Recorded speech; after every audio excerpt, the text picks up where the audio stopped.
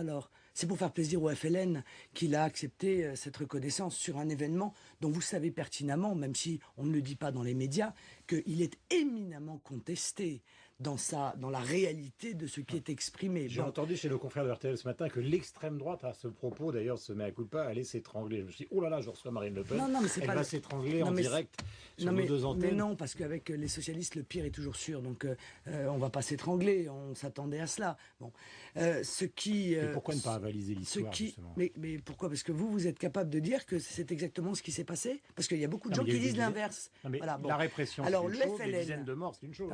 Le FLN, bon, a été responsable de milliers de morts. Vous savez, ils ont massacré les harkis. Ils ont été coupables de milliers de mutilations. Bon. Et ils voulaient l'indépendance. Alors ça va.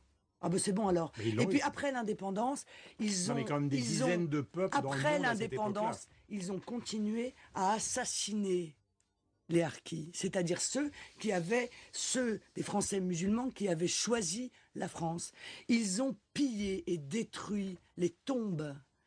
Encore aujourd'hui, on n'a toujours pas réussi à rapatrier les corps des familles de pieds noirs et des familles de harkis. Sur ce dossier-là, l'apaisement. Eh ben, ce serait peut-être pas mal qu'ils commencent le FLN, vous voyez? Hein, parce que nous, c'est toujours nous qui commençons. Alors, l'apaisement, vous qui avez toujours voulu être sur des positions différentes de celles de votre père en matière d'histoire, est-ce que c'est pas le moment justement de s'associer?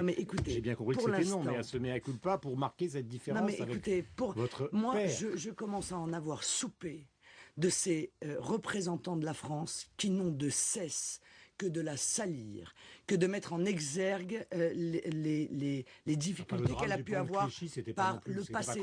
Alors, à quand la repentance pour la Saint-Barthélemy? Non, parce que on va en trouver des épisodes comme ça. Moi, ce que j'aimerais bien, voyez-vous, c'est qu'on arrête de salir la France et que particulièrement les dirigeants français arrêtent de salir la France. Qu'on, effectivement, regarde l'avenir et qu'il y ait une sorte quand même de réciprocité. Parce que, encore une fois, compte tenu de la manière dont l'Algérie continue à se tenir par rapport à aux événements de la guerre d'Algérie... donc c'est la guerre à vivre. Donc c'est la guerre à vivre. Hollande ne doit pas aller en Algérie. On considère que, comme on a été puissance coloniale et qu'ils ont fait une certaine forme de révolution nationale... On se boude à vie. Vous n'avez pas le sentiment quand même que toutes ces repentances ont une influence sur la manière dont un certain nombre de nouvelles générations de Français d'origine algérienne ont une hostilité maintenant à l'égard de la France, quasiment une haine, et même